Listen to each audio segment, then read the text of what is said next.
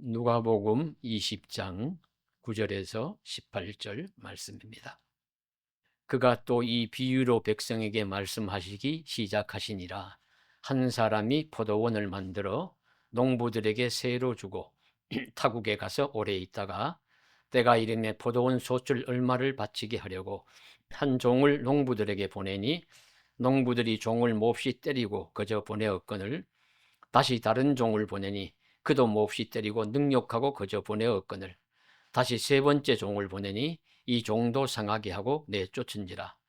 포도원 주인이 이르되 어찌할까? 내 사랑하는 아들을 보내리니 그들이 혹 그는 존대하리라 하였더니 농부들이 그를 보고 서로 의논하여 이르되 이는 상속자니 죽이고 그 유산을 우리의 것으로 만들자 하고 포도원 밖으로 내쫓아 죽였느니라.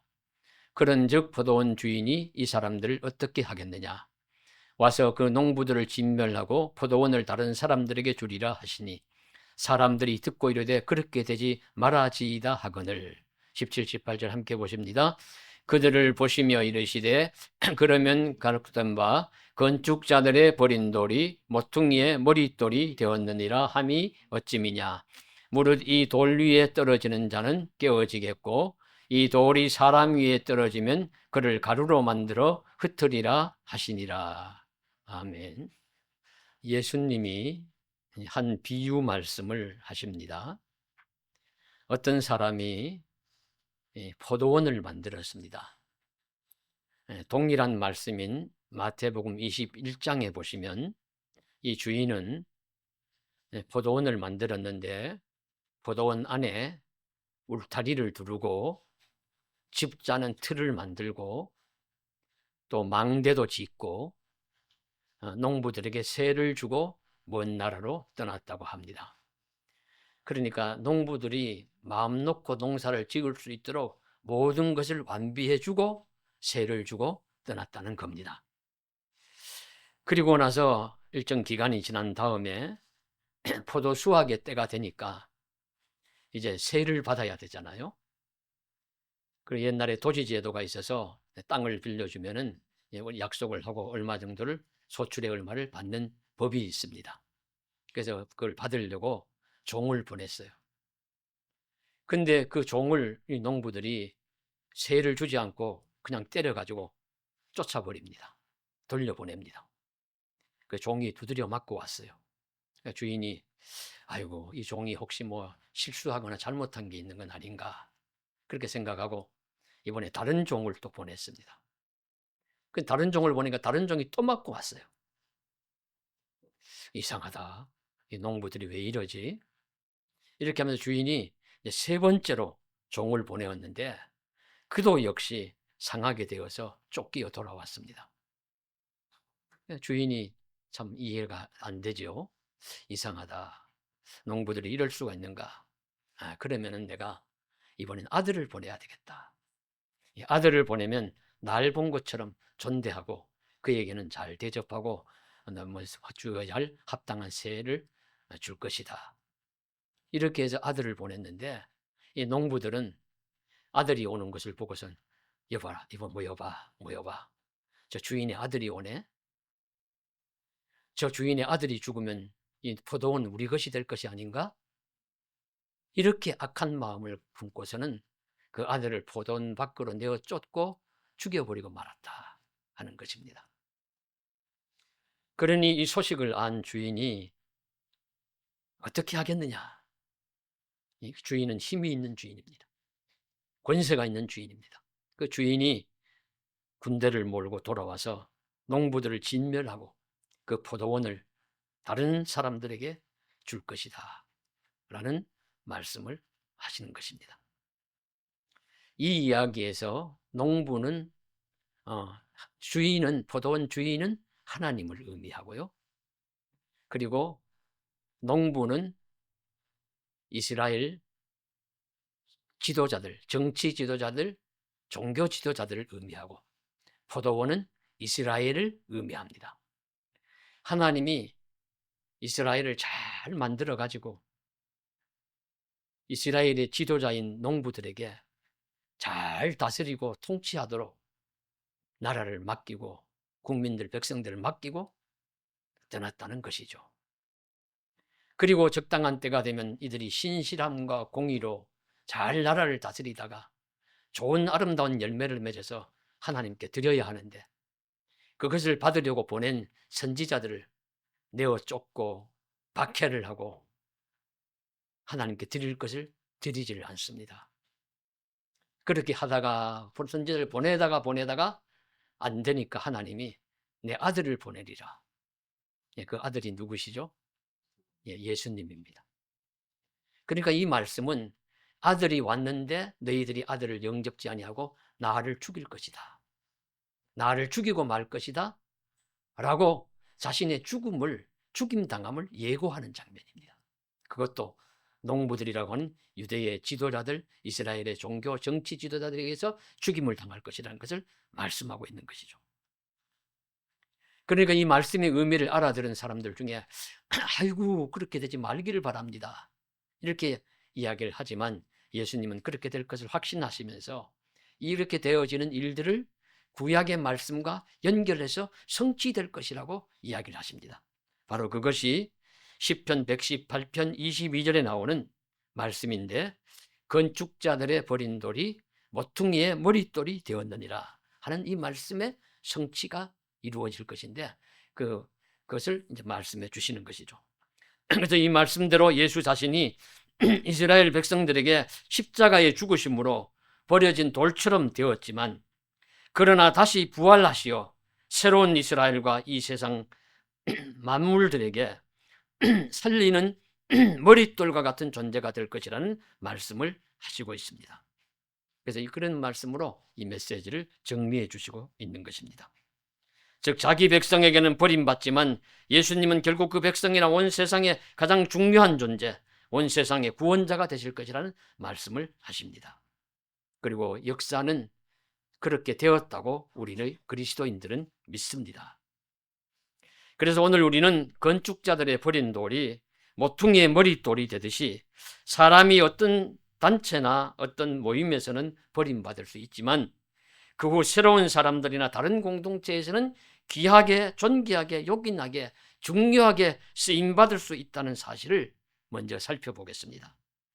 바로 그런 다음에 예수가 그런 존재의 중심에 서 계심을 확인하면서 예수 믿음을 더욱 확실히 굳게 하는 시간을 갖기를 소망합니다. 그러면 누가 한때 돌처럼 버림받았으나 또 모퉁이의 머릿돌처럼 환영받았을까요? 사람이 어디 가서나 누구에게나 환영받고 존중함 받으면 좋을 것입니다. 그런데 그게 잘 되지 않습니다. 왜냐하면요, 두 눈 가진 사람이 외눈 가진 사람들의 나라에 가서 산다면은 따돌림을 받고 천대받고 멸시받고 쫓겨날 것입니다. 마음이 정직하고 곧은 사람이, 깨끗한 사람이 도둑들 세계에 가서 살면은 존중 못 받아요.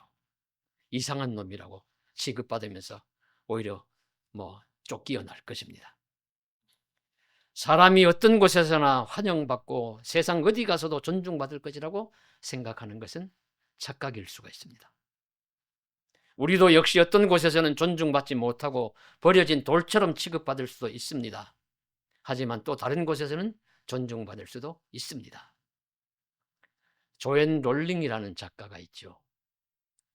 그는 본래 국제사면위원회 런던 사무에서 비서로 일하다가 쫓겨났습니다.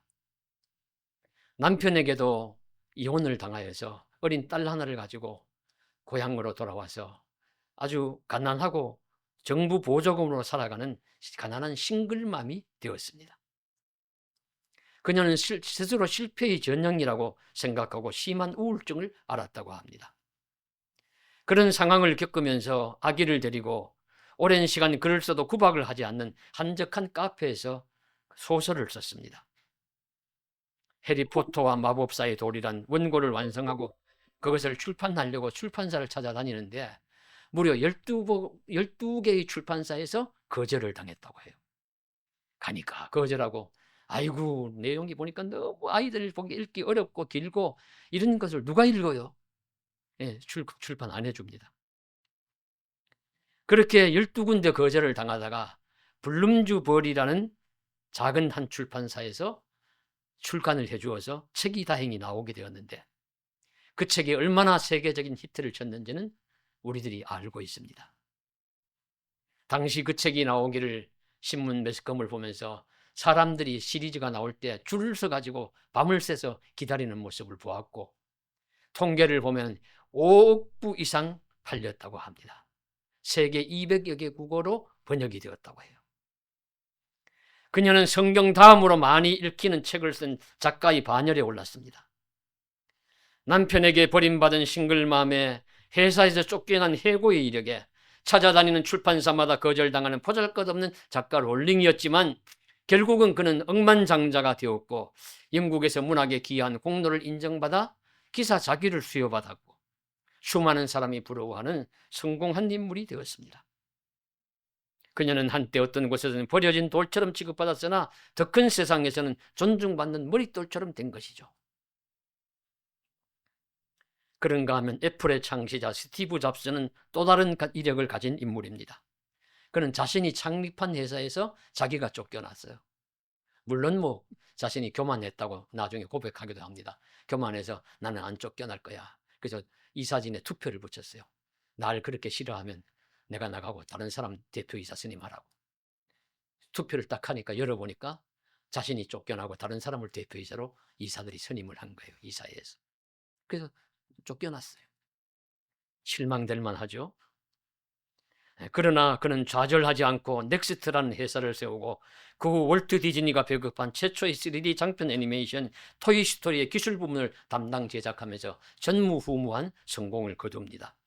그리고 위기에 빠진 애플을 다시 인수하여 복귀하여 아이폰, 아이패드 등을 출시하여 애플을 세계적인 기업으로 다시 만듭니다. 자신이 만든 회사에서 자신이 버려진 돌처럼 여김받고 쫓겨났으나 절치부심 다시 회복 복귀하여 머릿돌처럼 되어 세계적인 영향력 인물로 살다가 간 스티브 잡스 역시 이 범주에 속한 인물이라고 할 것입니다.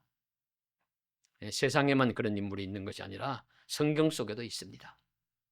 성경 속에 잘 아시는 우리 요셉도 그러한 인물이죠. 12 형제 중에 한 명은 어린 동생이니까 또 피가 같은 동생이니까 우리 베냐민은 요셉 괴롭히지 않았을 거예요. 동생이니까 하니까. 그러나 10명의 형들이 요셉을 따돌리고 괴롭혔습니다. 죽이려고 하다가 팔았습니다. 고대 시대에 노예로 팔았으니까 그저 도와줄 리 없는 노예로 팔려가서 얼마나 고생을 많이 했겠습니까? 그러다가 억울하게 감옥 생활도 했습니다. 그럼에도 불구하고 그는 다시 하나님의 은혜로 복귀, 애굽이란 대제국의 총리가 되어서 가정과 가문과 온 나라 민족을 살리는 그런 머릿돌과 같은 인물이 되었습니다. 둘째는 베들레헴 목동이었던 다윗입니다. 다윗도 성경을 자세히 읽어보면 많이 구박받았던 인물이에요. 하나는 가족에게 구박받았습니다.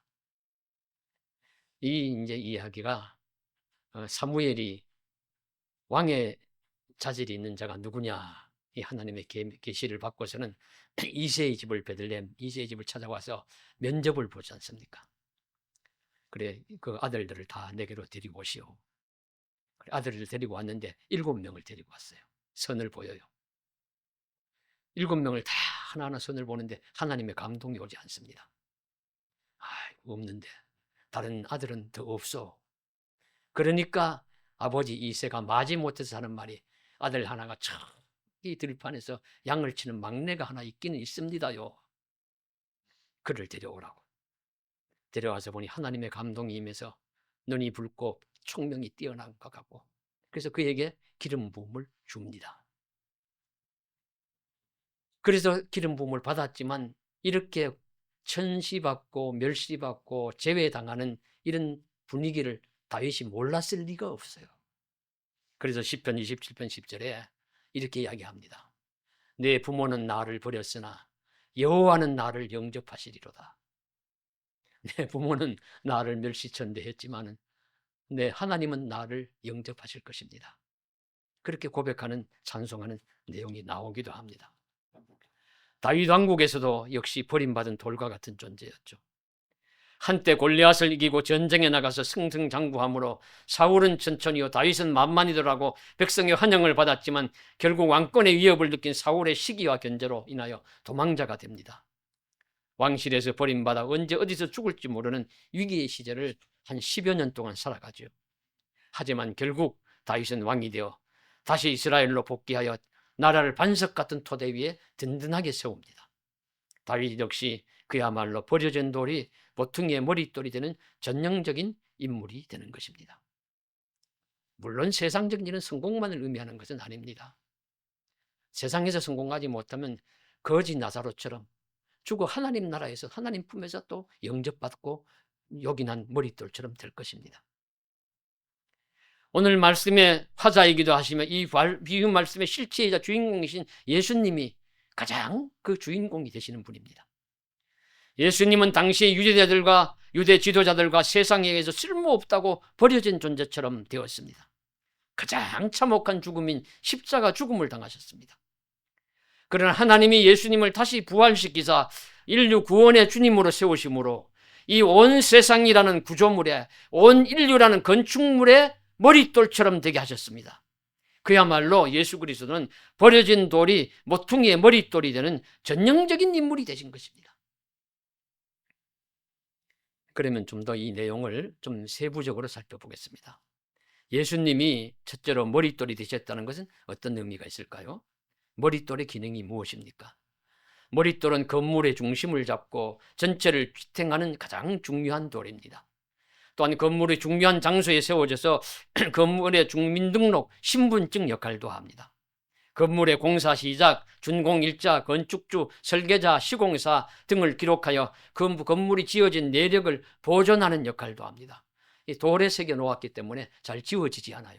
그 건물이 유지되고 무너질 때까지 머릿돌이 유지가 살아 있습니다. 그래서 가장 중요한 돌로 인정받습니다. 예수님이 머릿돌과 같다는 말씀을 예수님도 하셨지만 베드로의 설교에서도 등장합니다.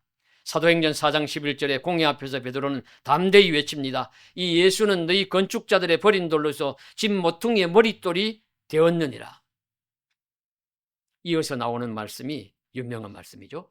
다른 이로서는 구원을 받을 수 없나니 천하 사람 중에 구원을 얻을 만한 다른 이름을 주신 일이 없습니다. 예수님이 바로 이 세상에라는 구조물, 건축물의 알파와 오메가가 되신다는 것입니다. 건물에서 머릿돌이 가장 중요한 돌이요 내력을 밝혀주시듯이 예수님으로 인하여 세상이 지탱되고 예수님이 세상의 주인이심을 밝히는 말씀입니다. 그리고 무엇보다 예수는 모든 인간을 구원하시는 분이 되셨습니다. 당시 이스라엘은 이런 그의 가치를 알지 못하여 하찮은 돌처럼 버리고 말았지만 하나님은 다시 머릿돌로 세우셔서 온 세상의 구주가 되게 하셨습니다. 우리도 머릿돌 대신 예수님을 다시 버려진 돌처럼 대하지 말고 진정으로 하나님이 세우신 머릿돌, 내 인생의 구주 잘 믿는 삶을 감당하실 수 있기를 주님의 이름으로 간절히 축복합니다.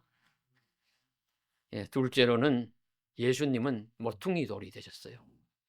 그죠? 영어 성경을 함께 보니까 머릿돌은 캡스톤이라고 하고 우리 모퉁이 돌은 코너스톤이라고 합니다. 바울은 에베소서 2장 20절에서 너희는 사도들과 선지자들의 터 위에 세우심을 입은 자라. 그리스도 예수께서 친히 모퉁이 돌이 되셨느니라. 이렇게 선언했습니다. 여기서 너희는 주로 이방인들이 많이 모이는 에베소 교회 성도들을 의미합니다. 에베소 서니까 에베소 성도들에게 1차적으로 주신 말씀이잖아요. 그러니까 너희는 에베소 성도들이여 그런 말씀이죠. 근데 이 에베소 교회 성도들이 이방인들이어서 유대인이신 예수님이 와서 전하신 구원의 말씀, 그리고 유대인 사도들이 주로 전하는 이 기독교의 복음의 말씀을 믿기는 믿고 받아들이긴 받아들이지만 우리도 구원받는 하나님의 백성이 될 수 있을까? 우리도 유대인들과 똑같이 하나님의 구원 백성, 하나님의 자녀가 될 수 있을까? 우리도 교회의 일원으로서 하나의 차별 없이 인정을 받으면서 교회의 중요한 일꾼으로서 섬기고 봉사할 수 있을까 하는 의문을 가진 성도들이 많이 있었던 것으로 보입니다. 우리 같은 이방인이 하나님을 믿는다고 하나님이 우리를 유대인처럼 자기 백성으로 돌보아 주실까? 이런 생각을 이제 하게 되는 것이죠. 그런 이방인 성도들을 향하여 바울은 예수가 건물의 모퉁이돌과 같은 존재다 말씀하셨습니다. 모퉁이돌의 역할이 무엇입니까? 이 돌과 이 돌, 이 벽과 저 벽을 연결시켜주는 돌이에요. 그런 이방인 성도들을 향하여 바울은 설명합니다. 그의 안에서 건물마다 서로 연결하여 주 안에서 성전이 되어가고 너희도 성령 안에서 하나님이 거하실 처소가 되기 위하여 그리스도 예수 안에서 함께 지어져 가느니라. 함께 지어져 가느니라. 똑같이 구별 없다, 차별 없다 하는 말씀을 하시고 있습니다. 오직 성도들과 동일한 시민이요 너희는 외인도 아니요 나그네도 아니요 하나님의 권속이라 가르칩니다. 예수님이 건물의 이 벽과 저 벽을 연결하는 모퉁이돌 역할을 하시는 분이기 때문입니다. 유대인과 이방인의 차별이 없어요. 머릿돌 대신 예수님을 말씀하시는 것이 이 세상의 주인이요 구원자이신 예수님을 강조하는 것이라면 모퉁이돌 대신 예수님을 말씀하시는 것은 성도의 연합성, 모든 사람을 하나로 묶어주시는 그 연합성을 강조하시는 말씀입니다. 에베소서의 주요 주제도 그러합니다. 세상은 자꾸 나누어지려고 합니다. 분리하고 피부색으로 분리하고 인종으로 분리하고 국가라는 이름으로 분리하고 지식인과 미개인으로 분리하고 부자와 가난한 자로 분리하고 어느 학교 출신이냐 분리하고 뭐 어디 어떠냐 이런 등등으로 자꾸 분리합니다. 그래서 나와 다른 너로 분리해요. 구분해요. 그것에 대해서 예수님은 하나가 되게 하십니다. 교회는 하나가 되는 곳입니다. 그 하나님의 중심에 예수님이 있습니다. 예수님을 믿는 교회가 있습니다. 그래서 에베소서 4장 4절에 가면 부르심을 받은 성도의 합당한 삶이 뭐냐? 몸이 하나요 성령도 한 분이시니 이와 같이 너희가 부르심이 한 소망 안에서 부르심을 받았느니라. 주도 한 분이시요 믿음도 하나요 세례도 하나요 하나님도 한 분이시니 곧 만유의 아버지시라. 예수 믿는 성도는 이리저리 나누는 자가 아니라 예수 안에서 하나 되게 하는 것이 합당한 일이라고 믿는 자들입니다. 그런데 왜 세상의 풍조를 따라 모퉁이돌 대신 예수님과 하나 되게 하신 것을 왜 자꾸 나누려고 하느냐? 그렇게 반문하는 것이죠. 그러므로 할 수 있으면 우리도 하나 되는 일에 힘써야 합니다. 주님도 한 분, 성령도 한 분, 하나님도 한 분, 교회도 한 분, 교회도 하나, 믿음도 하나, 우리 모두는 하나 되는 길을 찾고 하나 되는 일에 힘써서 모퉁이돌 대신 예수님에게 잘 붙은 은혜의 돌들처럼 되기를 주님의 이름으로 간절히 소망합니다. 셋째로 머릿돌이요 모퉁이돌 대신 예수님은 또한 살아있는 돌입니다. 뭐 잘 아시죠? 리빙스톤. 사람 이름도 있는데 살아있는 돌. 베드로는 그의 서신에서 이렇게 말합니다. 베드로전서 2장 4절에 사람에게는 버림바가 되었으나 하나님께 택하심을 입은 보배로운 산돌이신 예수께 나아가 너희도 산돌같이 신령한 집으로 세워지고. 살아있는 돌이다. 예수님은 죽은 돌이 아니라 보배로운 살아있는 돌이다. 생명이 있는 돌이다 라고 말씀을 하시는 것입니다. 생명 있는 돌, 생명 있는 반석입니다. 출애굽 광야 생활을 해서 이스라엘 백성을 살리는 중요한 재료가 뭐냐면 재료 중에 하나가 만나와 메추라기도 있지만 또 하나는 물이에요. 물. 사람이 물 없으면 못 살지 않습니까? 뭐 금식 단식을 해도 물은 마시면서 합니다. 물 없으면 오래 못 견딥니다. 그래서 이 물이 있어야 살아가는데 광야 이스라엘 백성들이 가니까 60만 대군 또 200만까지 된다고 하는데 그 물을 누가 감당을 다 하겠어요.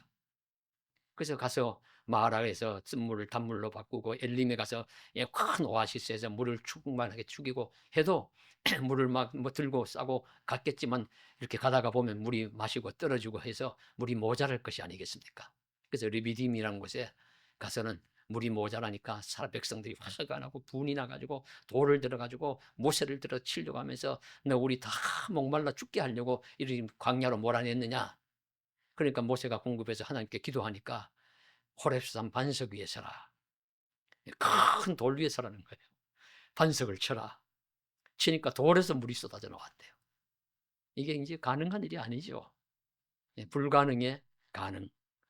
그 기적적인 역사를 의미합니다. 하나님은 기적적인 방법을 통해서라도 자기 백성의 목을 축이신다, 목마름을 해소해 주신다는 말씀인데요.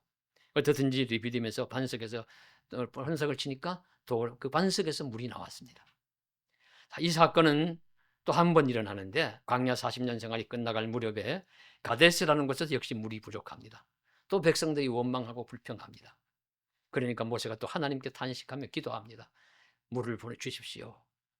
그래서 이 하나님이 이번에는 반석을 향해서 치라고 말씀하지 않으시고 반석을 향해서 물을 내라고 명해라, 그렇게 말씀을 하셨습니다. 그런데 모세가 너무 분이 난 나머지 백성들도 분노해가지고 난리를 치죠.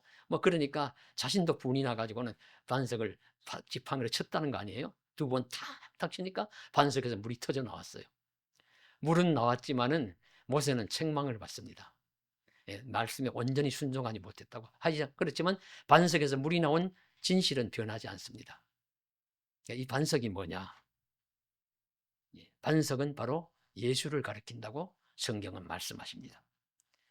그래서 고린도전서 10장 4절에 바울은 다 같은 신령한 음료를 마셨으니 이는 그들을 따르는 신령한 반석으로부터 마셨음에 그 반석은 곧 그리스도시라. 광야에서 목마른 백성을 위해서 물을 공급하던 그 돌, 그 바위가 인생의 갈증을 해소해주는 살아있는 돌, 신령한 바위로서 영적인 생명을 살리는 예수시라는 것을 말씀하시고 증언하시고 있습니다. 이와 같이 볼 때 성경이 증언하시는 돌과 같으신 예수님의 의미는 분명합니다. 한때는 버려진 돌과 같았지만은, 그러나 그 버려진 존재가 아니라 구원자요 온 세상의 주인이 되신 머릿돌과 같은 존재가 예수님이시다 하시는 것이고요. 또 모두가 분리하고 나누어지고 흩으려고 하지만은 다시 모으고 하나 되게 하고 연합성을 강조하시는 의미에서 버려진 돌에서 모퉁이 돌이 되게 하셨다고 말씀을 하십니다.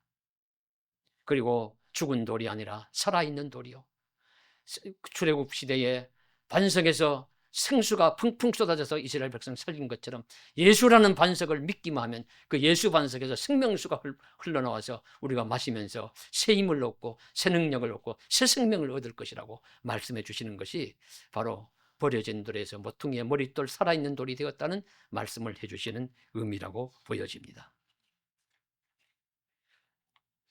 바로 그 예수님을 우리는 믿어야 합니다. 우리도 버려진 돌처럼 여김받을 때 있지만 예수님을 붙잡아야 하고, 그래야 생명이 있고 그래야 소망이 있습니다. 그 예수님이 우리를 찾아오시고 우리가 모퉁이의 머릿돌이여 생명 있는 보배로운 산돌이신 예수님을 잘 믿어서 그분이 주시는 생명과 연합과 보호하심을 잘 누릴 수 있기를 간절히 소망합니다. 이분의 이야기를 다 읽어본 건 아니지만 이런 쓴 글 하나를 읽어보았는데요. 꼴찌 박사라는 조명한 교수의 글인데, 그분은 이런 여러분 인터넷만 쳐봐도 쭉 나오는데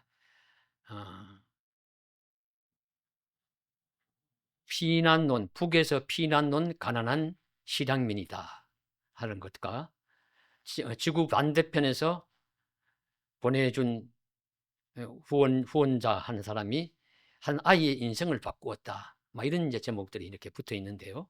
어쨌든지 내용은 이렇습니다. 그 본인이 이제 고백하는 이야기로는 외할머니 디모데처럼 어머니로부터 신앙을 이어받았고, 집은 가난했지만 그런 신앙적인 분위기는 충만했다, 그래서 좋은 영향을 끼쳤다 하는 것을 고백을 합니다. 근데 집이 워낙 가난했던가 봐요. 이제 피난 와가지고 실향민이 되어가지고 먹고 살 길이 없어 너무 가난해서 아동 구호 단체를 통해 가지고 후원자를 한 사람 연결받았어요. 근데 이제 그분이 나이가 훨씬 많은 여성분이어서 이제 자신이 어머니라고 또 한 분의 어머니를 주셨다, 그렇게 고백을 합니다. 그분이 누구냐 하면 미국에 사는 에드나 넬슨이라는 사람인데, 그분은 돌아가실 때까지 무려 45년간 매달 15달러와 편지를 보내주셨대요. 매달 되면 15달러 하고 그 짧은 편지를 써가지고 보냈는데, 그 편지의 마지막 문장은 늘 같았다고 합니다. 간략한 영어 문장이니까 제가 한번 읽어보겠습니다. God loves you. 하나님이 너를 사랑한다. Trust his love. 하나님의 사랑을 믿어라. I pray for you. 내가 너를 위해서 기도하고 있다. 이런 편지와 함께 매달 $15씩을 45년 동안 보내준 거예요. 얼마나 감사하겠습니까? 얼마나 힘을 얻겠습니까? 하나님의 사랑으로 보내주는 이 헌금과 편지를 받아서 믿음과 용기를 얻어서 그런 힘을 내어서 이제 살아가는데, 그런 분이 동양의 한 소년을 위해서 매달 이제 보내줬는데, 그분이 99세 되었을 때 한번 미국에 찾아가서 그를 만났다고 해요. 그래 가면서 아이고 잘 사시는 분이겠지. 그래 갔는데 잘 사시지 못하더래요. 본인도 좀 어렵게 사시는 분이신데 그렇게 45년을 그렇게 보내주신 거예요. 그런 분이 동양의 한 소년을 위하여 매달 정성어린 편지와 돈을 보내준 것입니다. 바로 그를 살리는 반석에서 흐르는 생수와도 같았습니다. 그는 고3 때 반에서 꼴찌도 했다 그러고요. 유학을 가긴 갔는데 2학기 만에 성적이 나빠서 제적도 되었기도 했다고 합니다. 그러면서도 용기를 잃지 않고 나를 후원해 주시는 그분의 힘과 도와주신 하나님의 손길을 의지해서 열심히 해서 결국에는 건국대 생물공학과 교수가 되게 하셨어요. 또 그런 감사해서 자기의 힘을 가지고 많이 봉사하지요. 아시아를 대표하는 에이즈 퇴치 운동의 리더로서 세계를 누비게 해주셨고, 그리고 지금은 우리 교회도 월드비전과도 조금 함께 하고 있는데, 어린 아동 후원 2사람을 하고 있는데, 그러니까 매달 이제 소식지가 이제 뭐 절기 분기별인가 보내옵니다. 보니까 조명한 월드비전 회장이 되었어요. 회장이 되어 가지고 또 섬김의 일을 잘 감당하고 있습니다. 그래서 그는 이렇게 고백합니다. 나는 아무것도 할 수 없는 꼴찌 박사지만 믿음과 기도와 사랑이란 생명력 있는 후원을 통해 하나님의 위대한 역사를 이루어가게 하셨다고 이렇게 고백합니다. 우리도 머릿돌이요 모퉁이돌이요 살아있는 보배로운 돌이요 생명수를 쏟아내는 반석과 같아진 예수님을 잘 믿어 우리의 삶이 가치 있게 쓰임받는 역사를 이루어 가실 수 있기를 주님의 이름으로 간절히 소망합니다. 기도드리겠습니다. 사랑하는 하나님 아버지, 우리도 버려진 돌처럼 여김받을 때도 있고 여김받는 곳도 있었지만 하나님이 우리를 사랑하는 곳에 잘 두셔서 요긴한 머릿돌처럼 또 인정받게 하시고 또 모퉁이돌처럼 잘 연합하게 하시고 또 하나님 보배로운 산돌처럼 살아있는 돌이 되게 해주셔서 또 영원한 반석처럼 생명수를 공급하는 반석이 되어서 많은 것들을 아름답게 공급하는 통로가 되게 하심을 감사드립니다. 하나님 더 힘과 소망, 권세, 능력, 은혜 베풀어 주셔서 버려진 돌에서 예수님처럼 모퉁이의 머릿돌처럼 귀하게 더욱 쓰임받는 삶이 되게 하여 주시옵소서. 가치 있고 요긴하게 쓰임받는 인생길 되게 하여 주시옵소서. 예수님 이름 받들어 감사하며 기도드리옵나이다. 아멘.